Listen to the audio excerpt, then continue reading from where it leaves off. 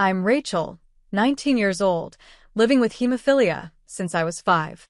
My parents always prioritized my sister Diana over me, but I never imagined they'd ignore my desperate calls while I was bleeding out on our bathroom floor.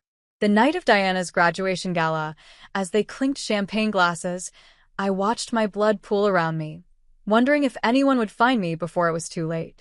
If you're watching this from somewhere safe, please hit like and subscribe.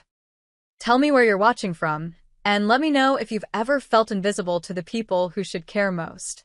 Growing up with hemophilia meant I lived differently from other kids. I was diagnosed when I was 5, after a minor fall at kindergarten left me with bruising that wouldn't fade and bleeding that wouldn't stop. The doctors explained to my parents that my blood didn't clot properly. I lacked sufficient clotting factor in my bloodstream. What should have been a simple scrape became a 3-day hospital stay and my introduction to a lifetime of medical precautions. My family never truly adjusted to my condition. My father, Gregory, was a high-powered business executive who viewed illness as inconvenient weakness. He managed his investment firm with the same cold efficiency he approached my medical needs, as problems to be minimized and costs to be controlled. My mother, Eleanor, worked as an interior designer for wealthy clients, caring more about fabric swatches and social connections than my medication schedule. Both were attractive, successful people who valued appearance and achievement above all else. Then there was my sister Diana, 21 and perfect in every way they valued. 2 years older than me, she was everything I wasn't: athletic, socially adept, academically brilliant. While I spent my high school years carefully navigating hallways to avoid bumps that could cause internal bleeding, Diana was winning tennis championships and being crowned prom queen. She wasn't deliberately cruel, just oblivious to her privilege of good health and parental adoration. "Rachel, must you bring your medical kit to Diana's award ceremony?" Mom would ask, annoyed at how my precautionary measures might disrupt their perfect family image. "Can't you just be normal for one evening?" Normal. As if I had chosen to have faulty blood that couldn't perform its most basic function. The pattern of neglect was subtle at first, but grew more obvious over time. When I was 10, my parents missed a critical hematologist appointment because it conflicted with Diana's regional debate competition. At 13, they forgot to refill my medication because they were preoccupied with Diana's college campus tours. By 16, I was managing my own medical care because relying on them had become too dangerous. I found small comforts where I could. Art became my escape. My room filled with sketches and paintings where blood was just another color on my palette, something I could control. Online support groups connected me with others who understood what living with hemophilia was really like. And then there was Nurse Cassandra, who visited weekly to check my factor levels and became the only adult who truly saw me. "Your hemoglobin is a bit low today, Rachel," she'd say, actually looking me in the eyes when she spoke. "Are you taking your supplements regularly?" Unlike my parents, she waited for my answer and actually listened. As Diana's college years progressed, my parents' neglect grew more pronounced. The financial priorities in our household became increasingly clear. Diana's tuition at an exclusive private university, Diana's apartment in the city, Diana's study abroad program in Paris. Meanwhile, my specialized care was viewed as an excessive expense. The weekly nurse visits were reduced to bi-weekly, then monthly. My factor replacement therapy was stretched beyond safe limits. "We'll refill it next week," Dad would say, barely looking up from his phone. "You still have some left, right? Just be extra careful." Being extra careful meant spending days confined to my room, afraid that any activity might cause bleeding I couldn't stop. But I held on to hope that once Diana graduated, perhaps my parents would finally have the time and resources to notice me. Perhaps they would finally see how much I needed them. I clung to this hope even as evidence mounted that I would always be an afterthought in my own family. When Diana graduates, I told myself, things will be different.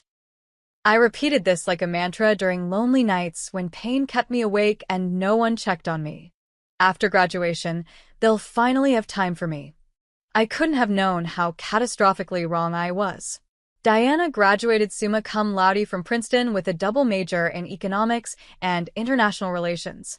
The moment she walked across that stage in her cap and gown, my parents began planning what they called the social event of the season. An extravagant gala to celebrate their golden child's achievement and introduce her to their network of influential connections. "We've secured the grand ballroom at the Westfield Hotel," my father announced at dinner one night, his voice brimming with pride. 300 guests, a 12-piece orchestra, and a 5-course menu designed by that celebrity chef from the cooking show your mother loves. My mother clapped her hands together, wedding planner excited. "The governor confirmed today. And the senator is bringing his daughter, who works at the UN. Perfect networking for Diana's international aspirations." I pushed food around my plate, calculating in my head the cost of this single night compared to a year's worth of my medication. The Westfield was the most expensive venue in the city. A night there could cover months of the specialized care my parents kept deferring as too expensive right now. "Could I help with anything?" I asked, hoping to find some way to be included. My mother's eyes barely flickered in my direction. "Just stay out of the way, dear. The event planners will be coming and going, and we can't have any disruptions." By disruptions, I knew she meant any sign of my medical condition. My hemophilia was the family's secret, the inconvenient truth that didn't fit their perfect narrative. Diana frowned momentarily at my mother's dismissal, but quickly became distracted when conversation turned to her custom-designed gown. In the weeks leading up to the gala, our house transformed into command central for Operation Perfect Night. Caterers, decorators, and event coordinators streamed through our home daily. My parents held lengthy meetings about lighting designs and floral arrangements, while my increasingly urgent reminders about my dwindling medication supply went unheard. "Mom, I'm down to my last dose," I said one morning, holding up the nearly empty vial of clotting factor. She waved her hand distractedly, phone pressed to her ear. "Not now, Rachel. I'm confirming the ice sculpture delivery. Just use less or something." Use less. As if my medication was optional, like cutting back on sugar or screen time. My factor replacement wasn't something I could ration, it was what kept me alive. But that reality didn't fit into the gala preparations, so it was ignored. My body began showing warning signs that I couldn't ignore, even if my parents could. Bruises appeared on my arms and legs from minor bumps against furniture. Small cuts took longer to clot than they should have. One morning, I noticed tiny red dots underneath my skin, petechiae, a sign of low platelet counts that I'd learned to recognize over years of managing my own care. I had a scheduled appointment with my hematologist, Dr. Winters, but it was abruptly rescheduled when my mother realized it conflicted with the final menu tasting for the gala. "Dr. Winters understands that these things happen," she said, not meeting my eyes as she scribbled the new date on the calendar. 2 weeks after the gala. "It's not like it's an emergency." But it felt increasingly like one to me. I spent nights researching symptoms of factor depletion, recognizing too many in myself. I reached out to my online support group, and their responses confirmed my fears. "Get to a doctor now," wrote one member. "Those symptoms aren't something to mess with." The day before the gala, I made one final attempt to make my parents understand the severity of my situation. I found my father in his study, reviewing his speech for the following evening. "Dad, I really need my medication refilled today," I said, my voice firmer than usual. "I'm showing signs of factor depletion that could be dangerous." He sighed heavily, the sigh of a man dealing with an inconvenient interruption. "Rachel, I have 1,000 things to manage before tomorrow night. Your mother has the insurance card if it's that urgent, but honestly, can't this wait until after the gala? You've gone longer between doses before." But no more buts. This night is important for Diana's future. Everything else can wait. As I left to study, I realized with crushing certainty that in my family's hierarchy of needs, my health would always rank below Diana's social advancement. And tomorrow would prove just how deadly that priority system could be. The morning of the gala dawned with unusual commotion in our normally quiet house. By 7 a.m., a team of workers was setting up a styling station in our living room for the hair and makeup professionals who would arrive later. The doorbell rang constantly with deliveries. Diana's custom shoes, my mother's jewelry from the vault, my father's freshly tailored tuxedo.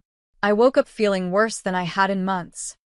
My limbs felt heavy, my gums bled when I brushed my teeth, and dark bruises had bloomed overnight on my shins, though I couldn't remember bumping into anything. When I pressed my fingertip against my arm, the white pressure mark took too long to return to normal color, another warning sign of poor circulation and depleted clotting factors. I found my mother in the kitchen, surrounded by clipboard-wielding assistants as she approved last-minute floral arrangements. "Mom," I said, my voice competing with a cacophony of planning. "I don't feel well. I think I need to go to the hospital." She glanced up, irritation flashing across her features before settling into a distracted smile. "You're just anxious about tonight, sweetie. Take a Tylenol and lie down for a bit. We need you looking fresh for photos at 4. "It's not anxiety," I insisted, pulling up my sleeve to show her the unusual bruising. "Look at this. My factor levels are dangerously low." "I need—" "Not now, Rachel." Her voice sharpened. "I have the governor's wife arriving in 20 minutes to preview the dessert selection. Can you please just handle this yourself for once? You're 19, not 9. She turned away before she could see the tears welling in my eyes. In the hallway, I passed Diana, already wrapped in a silk robe as a stylist discussed different updo options for the evening. "Hey, you okay?" she asked, noticing my expression. It was the first time anyone had asked me that question in weeks. "Not really," I admitted. "I'm out of medication and feeling pretty bad." A flicker of concern crossed her face, quickly replaced by excitement as the makeup artist arrived with cases of cosmetics. "That sucks. Maybe ask Dad?" "Oh my God. Are those the new limited edition palettes? I can't believe you got them." And just like that, I was forgotten again. I tried calling Nurse Cassandra, hoping she might be able to help, but reached her voicemail. "Hi, you've reached Cassandra Mitchell. I'm away on vacation until the 12th. If this is a medical emergency, please hang up and dial 911. The 12th. 6 days away." I ended the call without leaving a message. By late afternoon, the house had transformed into a pre-gala staging area. My father paced the foyer in his tuxedo, barking last-minute instructions into his phone. My mother fluttered between rooms in her evening gown, a vision in midnight blue silk. Diana stood at the center of it all in her custom-designed dress, looking like she'd stepped off a magazine cover. "Rachel, you're not dressed yet?" My mother's voice cut through my fog as I sat on the staircase, watching the scene unfold. "The car will be here in 30 minutes. I looked down at my sweatpants and hoodie. "I don't think I should go." "What are you talking about? Of course you're going. This is your sister's night." "Mom, I'm really not feeling well," I said, my voice barely audible above the commotion. "I think I'm having a bleeding episode. I need to stay home and rest." She studied me for a moment, probably noticing my pallor and the dark circles under my eyes. For a second, I thought she might finally understand the seriousness of my condition. Instead, she sighed with what sounded suspiciously like relief. "Fine. Maybe that's for the best. We can tell people you weren't feeling well. It's not entirely untrue. One less thing to worry about tonight. Should one of us stay with her?" Diana asked, surprising me with her awareness. "Don't be ridiculous," my father interrupted, joining the conversation. "She's an adult, not a child. She can take care of herself for one evening. We'll have our phones if there's an emergency." They continued discussing the night's agenda as if I weren't there, their voices fading into background noise as I contemplated the long night ahead of me. When the luxury car arrived to take them to the venue, my mother pressed a quick kiss to my forehead. "There's leftover pasta in the fridge if you get hungry. Try to get some rest, and we'll tell you all about it tomorrow." The front door closed behind them with a definitive click, leaving me alone in the sudden, oppressive silence of our empty house. Through the window, I watched the car's taillights disappear down the driveway, taking with them any chance of help for what was about to happen. As if on cue, I felt the first warm trickle from my nose, the beginning of a nosebleed that would nearly end my life. At first, I wasn't overly concerned about the nosebleed. I'd had them before. They were an occasional symptom of my condition that I'd learned to manage. I tilted my head forward slightly, never back, contrary to popular belief, and pinched the soft part of my nose, making my way to the bathroom to grab tissues. But after 10 minutes of steady pressure, the bleeding hadn't slowed. Blood dripped between my fingers, spattering the white porcelain sink with alarming brightness. I added more tissues, applied ice to the bridge of my nose, and sat on the closed toilet lid, trying to remain calm. Panic would only increase my heart rate and make the bleeding worse. 20 minutes passed. 30. A pile of blood-soaked tissues grew in the trash can beside me. Dizziness began to set in, the first sign of significant blood loss. I knew I needed help. I reached for my phone with fingers slippery with blood and called my father. The call went straight to voicemail. I tried my mother next with the same result. The gala was in full swing now, the venue likely loud with music and conversation. I sent a text message instead. Having nosebleed that won't stop. Feeling dizzy. Need help. I watched the screen, waiting for those 3 dots that would indicate someone was typing a response. Minutes passed before my phone finally buzzed. Take your meds and lie down. Call if gets worse. My hands shook with a mixture of weakness and anger as I typed back. No meds left. Bleeding badly. The response came faster this time. Having fun. Can't hear phone. Using Diana's phone. We'll check later. They weren't even reading my messages properly. The realization hit me with the same coldness as the blood loss that was making my extremities numb. I tried calling Diana, but the thumping music in the background made conversation impossible. What? I can't hear you, she shouted. The governor just arrived. Gotta go. The call ended abruptly, leaving me alone with the steadily worsening emergency. Blood now soaked through my hoodie, and the bathroom looked like a crime scene. I needed emergency services, but my blood-slicked fingers kept slipping on the phone screen, unable to grip properly. After 3 attempts, I managed to dial 911, only for my phone to slip from my hands and clatter to the tile floor, the screen going black as it hit the ground. Panic surged through me as I realized my lifeline was broken. I tried to stand, thinking I could reach the landline in the kitchen, but the sudden movement sent the room spinning around me. I gripped the sink for support, accidentally knocking over a cup of toothbrushes that scattered across the floor. I needed my medication desperately.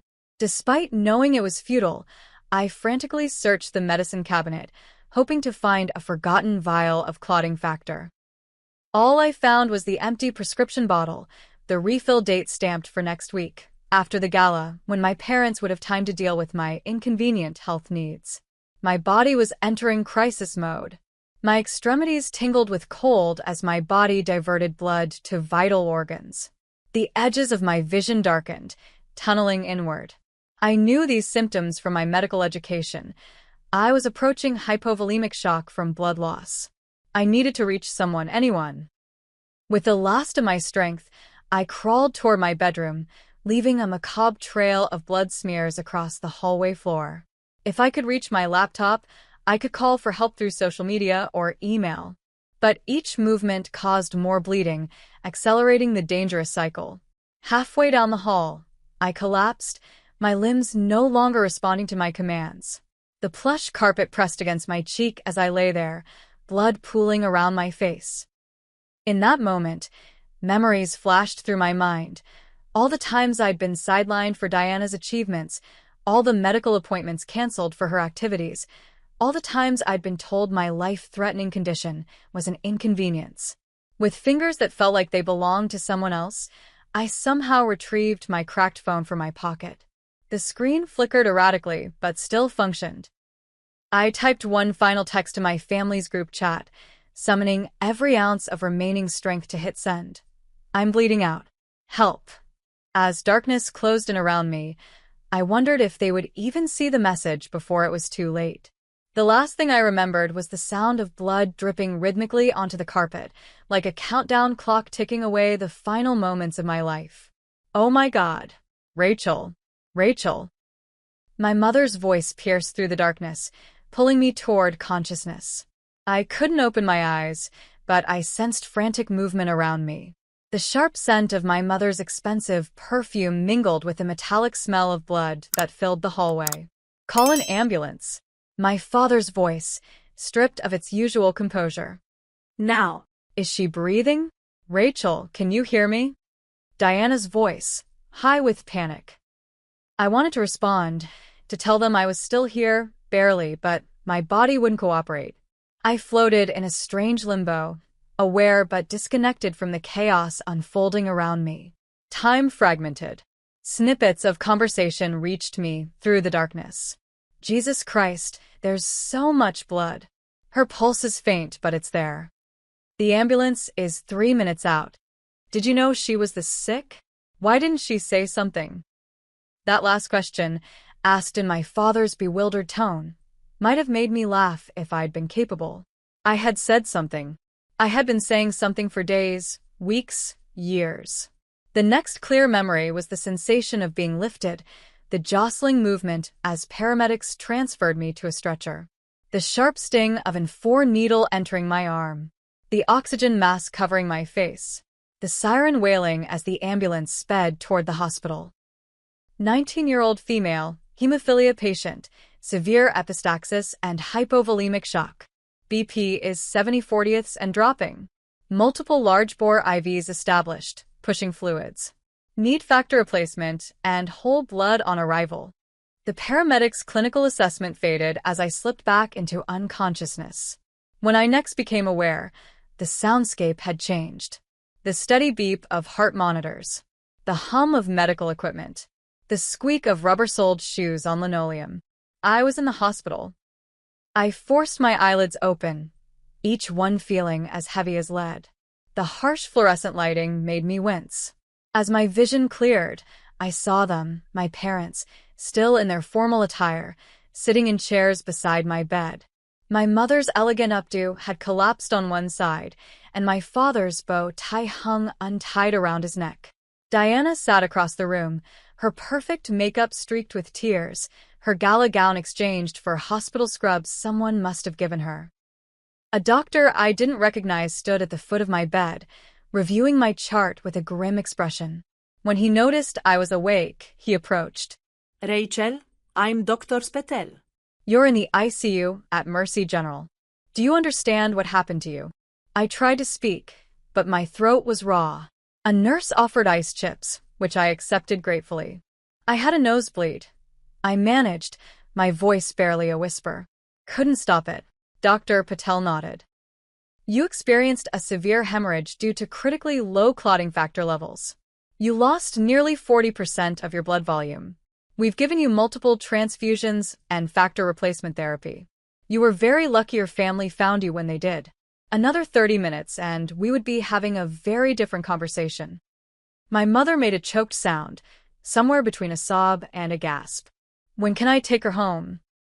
My father asked, his businessman's instinct to solve problems immediately kicking in. Dr. Patel's expression hardened. "Mr. Sullivan, your daughter nearly died from a preventable medical emergency. Her prescription for clotting factor hasn't been filled in over 6 weeks, according to our records. As her medical power of attorney, that responsibility falls to you." "We've been extremely busy with our older daughter's graduation events," my mother interjected defensively. "Rachel knows how to manage her condition. She should have been more proactive about reminding us." The look Dr. Patel gave her made her shrink back in her chair. "I have the text message record here," he said, holding up a printout. "Rachel sent multiple messages over the past 3 weeks requesting medication refills. The most recent was sent at 8:42 p.m. tonight, stating clearly, 'I'm bleeding out. Help.' This was preceded by several other urgent messages that appear to have been ignored." My father's face flushed with anger, not at the doctor's accusations, but at the potential liability. "Now, wait just a minute. We provide Rachel with excellent care." This was an unfortunate oversight during an exceptionally busy period. "An oversight that nearly cost your daughter her life," Dr. Patel countered. "As her physician, I'm obligated to report suspected medical neglect to proper authorities. A social worker will be visiting tomorrow to assess the situation." The word neglect hung in the air like a thundercloud. My parents exchanged panicked glances, their carefully cultivated image of perfect family life crumbling before my eyes. I drifted in and out of consciousness over the next few hours, awakening fully the next morning to find a woman with a kind face sitting beside my bed, my parents nowhere in sight. Hello, Rachel. I'm Melissa Torres from Hospital Social Services. I'd like to talk with you about your home situation if you feel up to it. Something in her gentle, direct manner broke through walls I'd built over years of being dismissed. For the first time, I told someone the complete truth about life in the Sullivan household, the systematic prioritization of Diana's needs over my medical care, the minimization of my condition, the emotional neglect that had become so normal I barely recognized it as abuse. They're not bad people, I found myself saying, surprised by my own defense of them. They just don't see me. They never have. Melissa took notes, asking occasional clarifying questions without judgment. When my parents returned, their concern appeared amplified in her presence, my mother fluffing pillows, my father asking nurses about my prognosis, both performing the role of worried parents flawlessly. But as I watched their performance, something crystallized within me. Nothing would change unless I forced it to change. My near-death experience hadn't fundamentally altered their perception of me or my needs. It had simply created a crisis they needed to manage to maintain their reputation. As Melissa left, promising to follow up, she slipped a card into my hand with her direct number. "You have options, Rachel," she whispered. "You don't have to go back to that environment."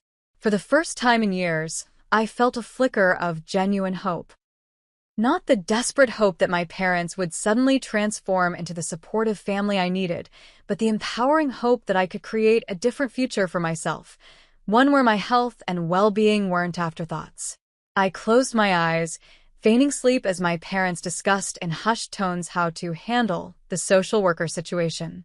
In that moment, I made my decision. I would no longer accept being invisible. I would demand to be seen, not just by my family, but by myself. I had nearly died waiting for them to care. I wouldn't make that mistake again. The hospital became my sanctuary for the next 3 weeks. My body needed time to recover from the massive blood loss and trauma, but more importantly, I needed space from my family to prepare for what came next. My parents visited daily, their concern genuine when medical staff was present, but quickly fading when we were alone. They brought flowers, balloons, and expensive gifts, tangible evidence of care they could point to if questioned.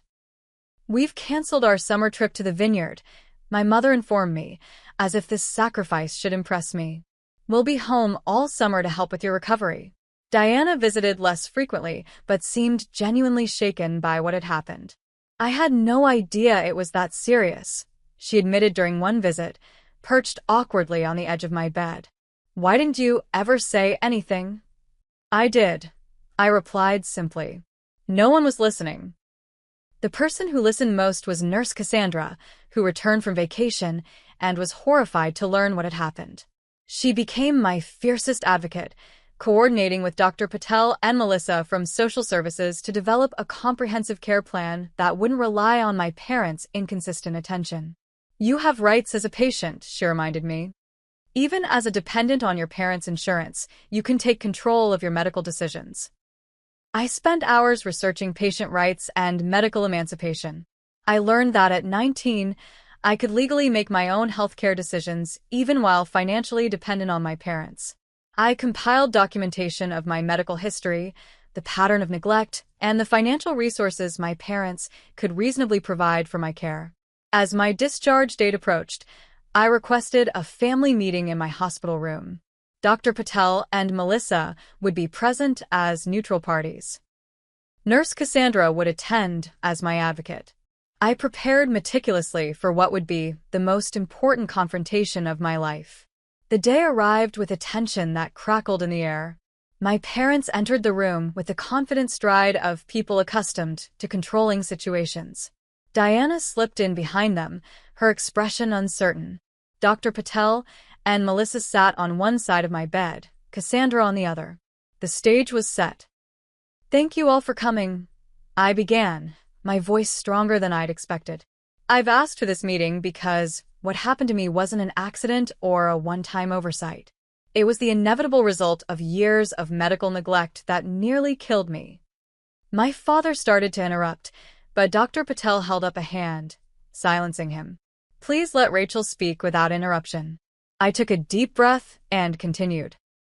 For 14 years since my diagnosis at age 5, my medical needs have been consistently treated as an inconvenience in our family. My appointments are rescheduled or canceled to accommodate Diana's activities. My medication is forgotten when it conflicts with social events. My symptoms are dismissed as exaggeration. I held up a folder containing printed text messages, emails, and a calendar documenting years of neglect. This isn't about blame. It's about acknowledging a pattern that can't continue if I want to stay alive. My mother's face crumpled. That's not fair, Rachel. We've provided you with the best doctors, the best treatments, when it was convenient. I finished for her. When it didn't interfere with Diana's debate competitions or graduation galas or college tours. When it fit into your schedule. But hemophilia doesn't work on a schedule. It doesn't wait for a convenient time to become life-threatening. The room fell silent. Even Diana looked stunned by the systematic evidence I'd presented. So, what do you want? My father finally asked, his voice uncharacteristically subdued. What is the point of this intervention? I want control of my medical decisions moving forward. I stated clearly. I want a portion of the family funds set aside specifically for my medical care, with me as the authorized user. I want my own apartment near the hospital where I can manage my condition without depending on your inconsistent attention. My father's expression darkened. You're asking for complete independence while still expecting financial support. That's not how the world works, Rachel. Actually, Melissa interjected, in cases of documented medical neglect, that's exactly how it can work. Rachel has grounds for legal action that could result in much more severe consequences for you both. What she's proposing is remarkably reasonable given the circumstances. The word legal hit my father like a physical blow. His mind immediately went to what a court case would do to his reputation, his business relationships, his standing in the community. You wouldn't, he said, but his voice lacked conviction. I don't want to. I corrected him. I'm offering a solution that protects everyone. You continue financial support for my medical needs as you're legally obligated to do. I take responsibility for managing those needs without depending on your involvement. No courts, no public record, no damage to the family name you value so much. My mother reached for my hand, tears streaming down her face. Rachel, sweetheart, we never meant to hurt you. We just didn't understand how serious. You didn't want to understand. I interrupted gently. It was easier not to. To everyone's surprise, Diana spoke up. She's right. We've all been horrible to her. She turned to our parents. You've always made it clear that I was the priority, that her health problems were an annoyance we had to work around.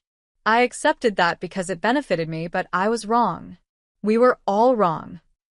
My father looked between his daughters, seeing perhaps for the first time the imbalance he had created.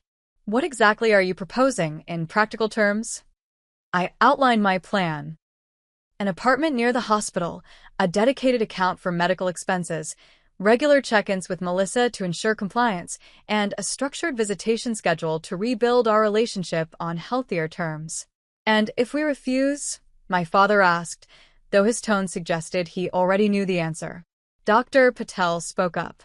Then we proceed with a formal investigation into medical neglect, with all the legal ramifications that entails. The negotiation that followed was tense but productive. My parents, confronted with irrefutable evidence and the potential legal consequences, reluctantly agreed to my terms. Diana, in a surprising show of solidarity, offered to help me find and furnish an apartment using part of her graduation gift fund. As the meeting concluded, I felt something I hadn't experienced in years, the lightness of being truly seen and heard. I had advocated for myself and succeeded. I had broken a lifelong pattern of accepting neglect as normal. I'm proud of you, Nurse Cassandra whispered as my family filed out of the room. That took incredible courage. It had. But I was discovering that courage, like so many things about myself, had been there all along, waiting for the moment I decided to stand up and claim it. 6 months after the night I nearly bled to death, my life had transformed in ways I never imagined possible. My small apartment 3 blocks from Mercy General Hospital had become my sanctuary, a space where every aspect was designed around my needs rather than despite them. The walls were adorned with my artwork, splashes of color that reminded me daily of my creative voice. My medical management system was now impeccable. A dedicated account funded by my parents ensured I never ran out of essential medications. Dr. Patel had connected me with a hemophilia specialist who actually listened when I described my symptoms. Most importantly, I had assembled a team of healthcare providers who respected me as an active participant in my own care. The legal arrangement with my parents functioned exactly as intended. They provided financial support without controlling how I used it for my medical needs.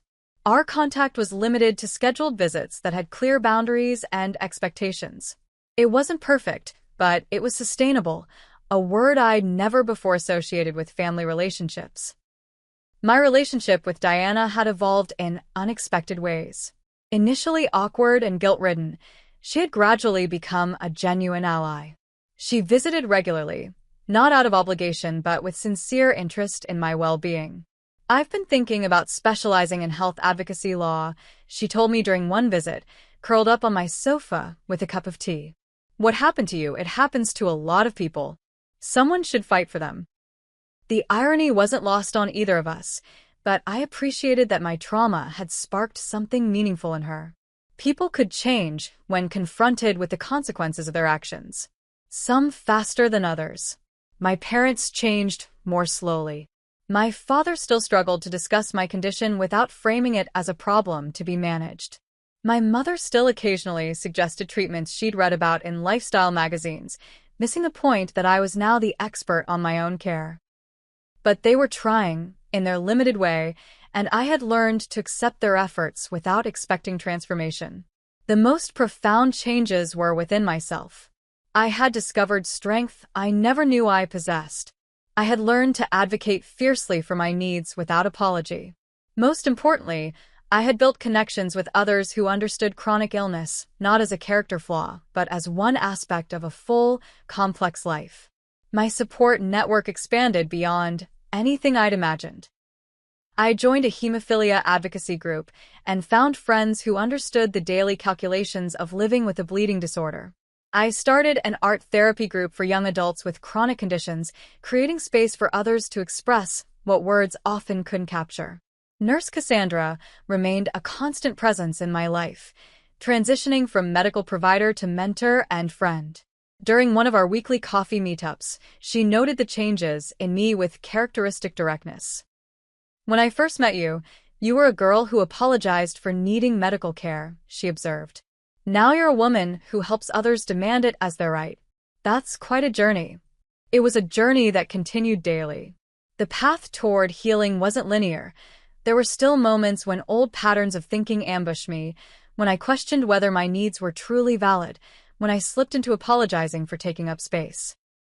But those moments grew fewer and farther between as I practiced the art of self-advocacy.